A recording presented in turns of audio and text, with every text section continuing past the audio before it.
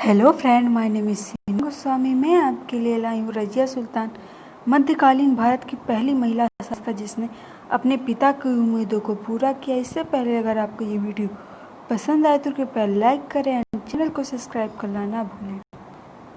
रजिया सुल्तान। रजिया मध्यकालीन भारत और दिल्ली सल्तनत की प्रथम और अंतिम मुस्लिम महिला शासिका थी।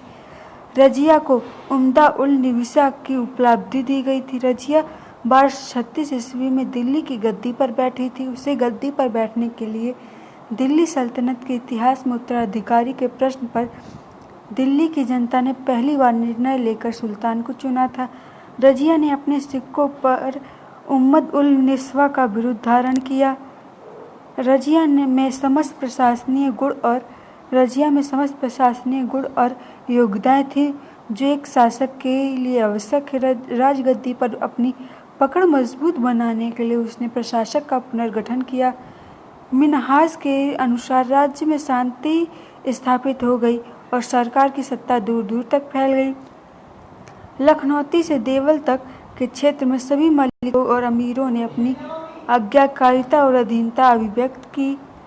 सुल्तान बनने के लिए रजिया को लोगों का समर्थन था, लेकिन बदायूं, मुल्तान, हासी और लाहौर के गवर्नर उसके विरोधी थे। इल्तुतमिश के समय बाजी निज मुल्क मोहम्मद जुनैदी भी रजिया का विरोधी था। अन्य विरोधियों में मलिक अलाउद्दीन जानी, कबीर अजयाज खां, मलिक इजुद्दीन सलाही और मलिक सैफुद्दीन कूची थे। रजिया के विरुद्ध पहला विद्रोह लाहौर के गवर्नर कबीर खां एयाज किया था। रजिया के समय से सुल्तान और तुर्क अमीरों के बीच संघर्ष की शुरुआत हुई थी, जो बलबन के सत्तारूढ़ होने तक जारी रही। प्रारंभिक काल प्रशासक के साथ सीधा संबंध स्थापित करने के लिए रजिया ने मुस्लिम वस्त्र त्याग कर पुरुषों द्वारा धारण किए जाने वाला करवा कुर्ता और कुल्हार पगड़ी एक प्रकार को अपनाया। उसने दरबार में उपस्थित होना प्रारंभ किया। शासन के प्रारंभ में रजिया ने इल्तुतमिश के भूतपूर्व वजीर निजामुल मुल्क जुनैदी के नेतृत्व में प्रांतीय शासकों के गठबंधन को समाप्त कर दिया। रजिया की प्रारंभिक समस्याएं। सुल्तान को गद्दी पर बैठना और उन्हें पदयुक्त करना प्रांतीय इक़्तिदार अपना अधिकार समझते थे। प्रांतीय इक़्तिदार ने रुकनुद्दीन फिरोजी शाह को गद्दी पर बैठाया था, लेकिन विरोधी बनकर उसे पदयुक्त भी कर दिया। रुकनुद्दीन के बाद पर रजिया सुल्तान बनी। इस पद पर उसे दिल्ली की जनता ने आसीन किया था। इसमें इक़्तिदारों का कोई योगदान नहीं था, किंतु वह इस अधिकार को छोड़ने के लिए तैयार नहीं थे कि सुल्तान के चुनाव में उनकी संपत्ति होनी चाहिए। वजीर निजाम मुल्क जुनैदी ने भी रजिया का राज्यारोहण आविष्कार कर दिया।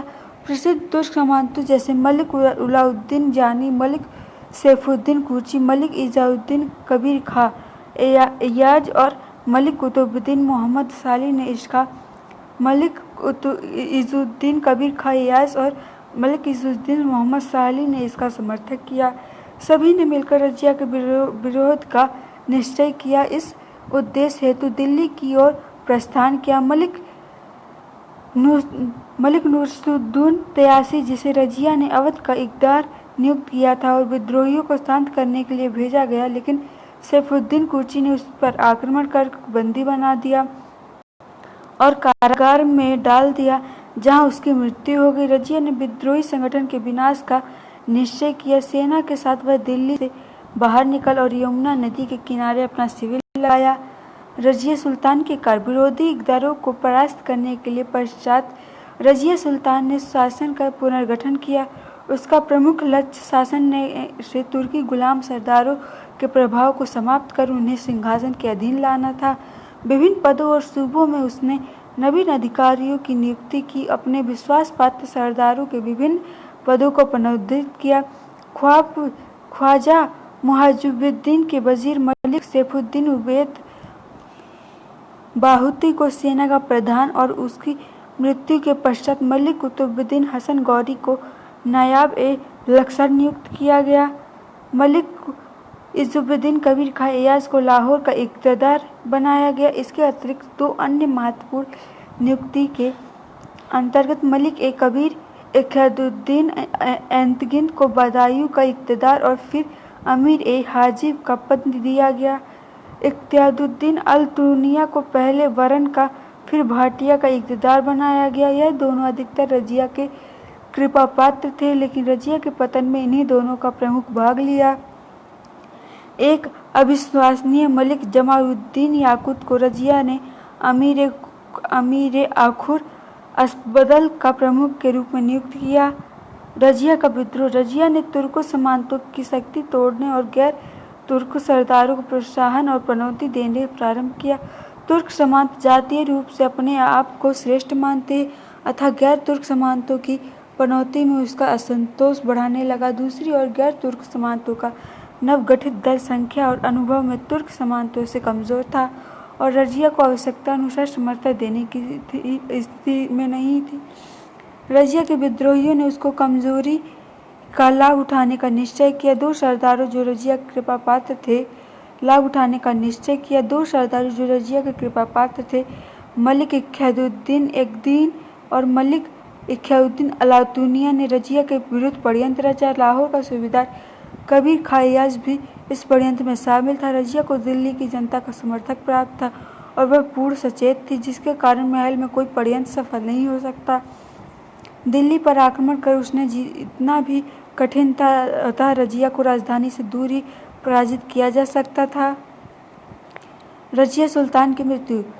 अल्तुनिया ने रजिया के साथ अपनी सेना लेकर दिल्ली की ओर बढ़ा, लेकिन बहराम शाह के हाथों पराजित होकर उसे भाटिया लौटना पड़ा। वापस लौटते समय मार्ग में कैथल के निकट उसकी सेना ने साथ छोड़ दिया। रजिया और अल्तुनिया एक पेड़ के नीचे आराम कर रहे थे, तभी 25 दिसंबर 1240 को डकैतों ने उसका वध कर दिया। रजिया सुल्तान का मूल्यांकन।